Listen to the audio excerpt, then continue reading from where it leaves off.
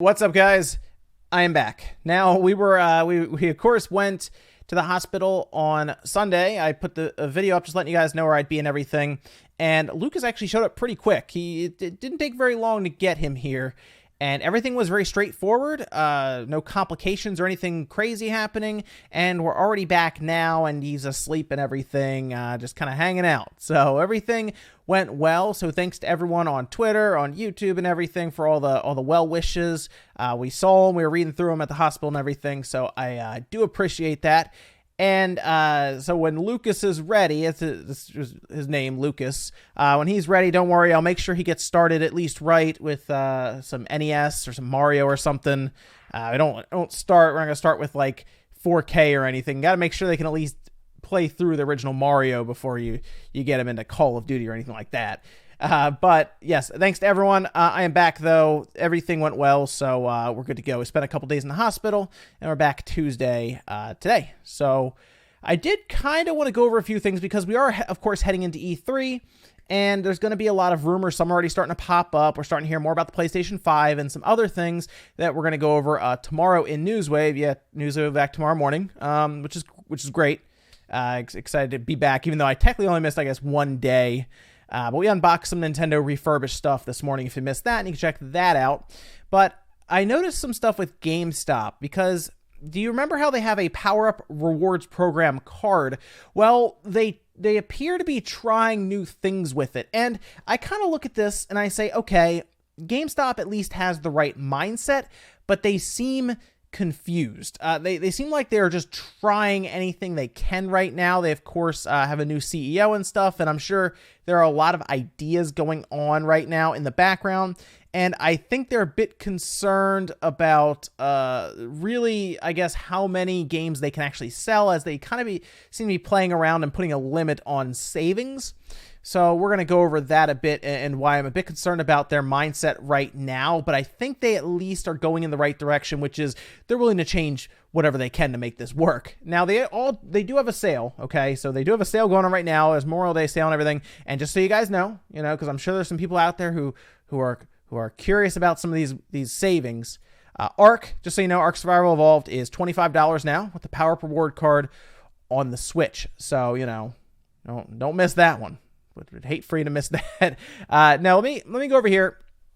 Powerup Rewards, the card, of course, that you can get if you spend $15, and they'll mail you a bunch of magazines you probably won't look at. Although Game Informer does a pretty good job with their stuff. They do send out a digital copy that I think more people are using now than they were, 5 years ago or so, where you're reading it on your tablet or something.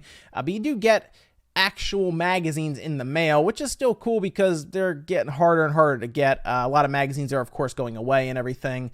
So they're at least sticking around. I do question if it's worth the printing and everything for that and the amount of money it costs to produce that. Overall, I'm sure GameStop will look at that themselves. Who knows? Maybe someday Game Informer will strictly be a digital-only publication where it just goes to your email box and everything if you've signed up. But this is something that they are, I want to say this very clearly, beta testing. And the fact that they are beta testing it tells me they're trying to figure out if this is really going to affect foot traffic in their store. And this is very important, and that's where I think there's some short-sightedness here. But let's talk about what's happening here and why this could be a bad idea for GameStop overall, and kind of some things I can show you when it comes to smaller stores that can actually take advantage of being a smaller store and more of a close-knit group. So the GameStop Powerup Rewards, and they say, behold, a powerful new benefit has appeared. And they do a very good job dressing this up, by the way. But it is a limitation on how much you can actually save when you're using your card, and they are raising the price. So the price is going to go, this is all, again, beta testing it. Apparently, they're rolling it out to 74 stores just to try it out at first, and then it could expand from there. I hope this doesn't expand because I don't think it's a good deal. It's going from $15 to $20. And what's going to happen here is every month they will give you a $5 reward certificate. So basically, throughout the year, you'll end up with $60 worth of reward certificates, which sounds good right there, right? If you just stop there, you say, oh, wow, I can get basically a full game every year by putting $20 in. I'll get magazines and you get some other benefits. But there are catches as usual. So Yes, it does go up. Technically, you're spending $20 to get 60 back in what is essentially play money. They do also have a couple other things here where you do get a percentage of extra trade-in credit on games, accessories, and tech. 10% as they say there. You might automatically see that the 10% off of used games is not there, and that is correct. They have actually taken that away and replaced that with the $5 reward certificate every month. The $5, they do not stack. They expire at the end of every month. So that $5 reward certificate, you have to go in and use it or it goes away. So if you're not planning on buying anything at GameStop that month because maybe there's not a game out, or you're not planning on just picking something up because you're stuck on a game and you don't really have the time, that $5 will go away. Now, what GameStop is hoping, okay, with this program and why they are changing this up. One, they're trying to increase foot traffic. Absolutely they are. And the idea here is if you feel like you're missing out on something you've spent money on, which is a reward certificate, you will go in and use it just because. So I guess technically you could go in and you could use it on a $5 game, I guess, and you could leave with that. And the idea there is they'd get you in the store, but most people aren't going to go there and do that, because it would, depending on how far away you are and everything, might be spending more money in gas just to do it, just to get a game you don't even want. Now, the one plus side here is it appears you can use that on new games, which is good because before, of course, 10% off used games, accessories, and stuff was all used stuff. This appears to work on new stuff, which is cool, but there is a limitation. The most you can technically save in a year from using this would be $60, whereas, of course, if you're using your card on a lot of used games, right, like 10% off like a bunch of used games, whether you buy $100 worth of used games or something, is $10. And that, of course, will start to add up and become much more than $60 if you are a regular shopper at GameStop and you are buying a lot of used games or accessories. That's also very important, as some people like to buy, controllers or other things used. I like to buy my controllers new, but I understand there is a market for that where you buy used controllers and everything, and you would, of course, save money that way. Now, I look at this, and I'm not really sure why they raised the 5 to 20, unless they did some cost analysis and said, look, we can't do this. It's just going to cost too much. But you have to raise the price, and you take something away that has more perceived value, I would say. Some people look at the solid number, but if you actually break it down and try to figure out how many used games you buy in a year, you can see if that actually is saving you money then. I think for most people who are people who frequent GameStop and pick up used games, you're actually going to lose money if you go to this because you're spending $5 more and you're technically getting less at that point. Now, here's the thing about GameStop.